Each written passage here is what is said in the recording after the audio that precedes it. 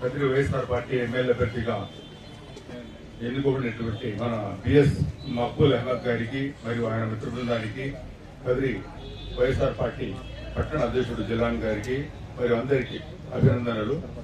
ఇక్కడ కదిరిలో వ్యక్తి ఎన్నిక పరంగా ఇక్కడ వివాదం లేదు. అది ఇష్టం, ఒక ఫేవరిజం అంటారు, అభిమానం అనేది ఉంటుంది. కాబట్టి అభిమానం ఒకటి అడ్డం వస్తున్నది కానీ ఎవరికి ఇది వివాదంలో కాదు. ఇది ఫేస్బుక్, ఇప్పుడు మన మాధ్యమంలో సోషల్ మీడియా అనేది ఒక మాధ్యమం, ఇది జీవితంలో ఒక సగభాగం అయిపోయింది. కాబట్టి ఏ విషయమైనా ఏ మాట అయినా డైరెక్ట్ గా ఫేస్బుక్ లో వస్తుంది. కాబట్టి అది ఒక వివాదంగా, అది ఒక సమస్యగా చిత్రీకరించి, క్రోడీకరించి, అది విపులీకరిస్తూ, విశదీకరిస్తూ పెద్ద చేస్తున్నారు. కానీ న్యాచురల్ గా, సాధారణంగా అయితే వైఎస్ఆర్ పార్టీలో ఎటువంటి వివాదం లేదు. ఇక్కడ ఉన్నటువంటి ప్రతి ఒక్క వైఎస్ఆర్ పార్టీ సోషల్ మీడియా, అతనైతే నాకు తెలిసి ఈ సోషల్ మీడియా ముఖ్యంగా చెప్పాలంటే పార్టీ ఇది గౌరవప్రదమైన పార్టీ. ఇది ఇందులో కదిరి పట్టణానికి ముందు నుండి తన కష్టార్జితంతో కార్యకర్తలకు అండగా సహాయంగా ఉంటూ మరి డాక్టర్ బివి సిద్ధారెడ్డి గారు ఎంతో ఉన్నతంగా, హుందాతనంగా, వ్యక్తిగతంగా ఆయన ఎటువంటి ఎక్కడ మచ్చ లేకుండా పార్టీకి తగ్గట్టుగా ఒక పార్టీకి ఫైర్ బ్రాండ్ గా పనిచేశారు.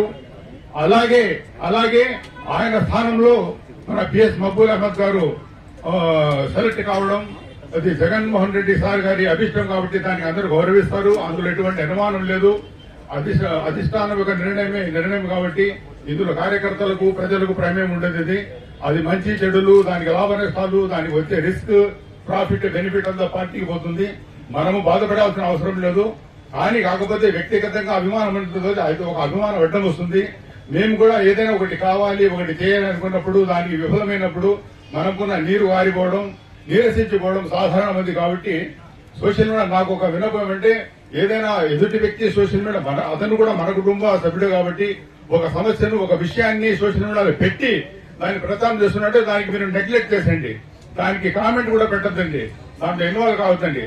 దాంట్లో ఇన్వాల్వ్ అయిపోయి మన హావభావాలు చూపిస్తే కనుక అది విషయం పెద్దది. కాబట్టి అందులో మనం పోకూడదు. ఆ విషయం మనకు సంబంధించింది కాదు. కాబట్టి మనము పనిచేస్తున్నది ప్రభుత్వానికి, ఏ ప్రభుత్వానికి వైఎస్ఆర్ పార్టీ ప్రభుత్వం, ఇది ప్రజాప్రభుత్వం. కాబట్టి ఈ విధంగా ఇంతవరకు రాష్ట్ర 50 ఏళ్ల చరిత్రలో ఏ పార్టీ కూడా ప్రజల గురించి, ప్రజల సమస్యల గురించి వారి ఇంట్లోకి తొంగి చూసి ఆ ఇంట్లో ఉన్న సమస్యల్ని, అది విద్య కావచ్చు, ఆరోగ్యం కావచ్చు, సాధారణ జీవితం కావచ్చు, సౌకర్యాలు కావచ్చు, ఏదైనా కానీ ప్రభుత్వం నేరుగా చూసి అది తెలిసినట్టుగా ఆ కుటుంబం అది చెప్పినట్లుగా ఆ పథకాలు రచిస్తూ ఆ పథకాలను తూచా తప్పకుండా అసలు ఆశ్చర్యపోవాల్సిందే. అసలు గ్రౌండ్ లెవెల్లో అనునిత్యం ఆ పథకాన్ని కనీసం ఒక వారం లోపల ప్రజలు చేరుతుందంటే ఆయన గొప్పతనమే జగన్మోహన్ రెడ్డిది. కాబట్టి ఇటువంటి వ్యక్తి, ఇటువంటి సీఎం జగన్మోహన్ రెడ్డి ఆంధ్ర రాష్ట్రానికి అది విభజన తర్వాత కాంగ్రెస్ పార్టీ, బీజేపీ పార్టీ కావాలని కుట్రతో వాళ్ళ స్వార్థంతో విభజించినారు. కట్టుబట్టలతో ఆంధ్రప్రదేశ్ బయటకు వచ్చేసింది.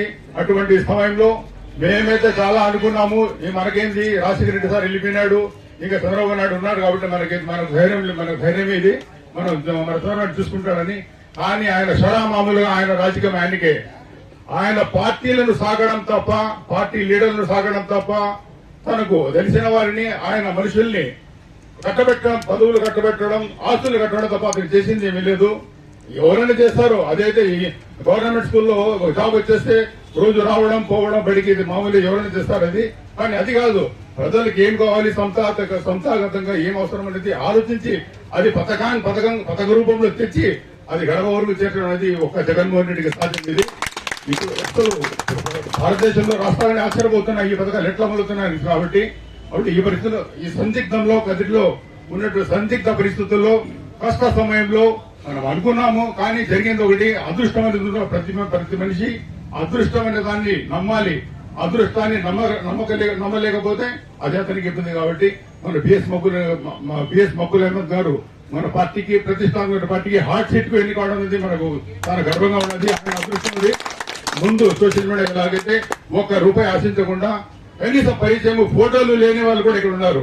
ఎమ్మెల్యే సిద్ధారెడ్డి సార్ ఫోటోలు కూడా లేవు, నాకు ఒక ఫోటో కూడా లేదు. కాబట్టి మనం ముందులాగే ఇప్పుడు చేస్తుంటాం పార్టీ కోసము, మన అభ్యర్థి కోసం చేస్తున్నాం. కాబట్టి ఈ అవకాశం అందరికీ నా ధన్యవాదాలు.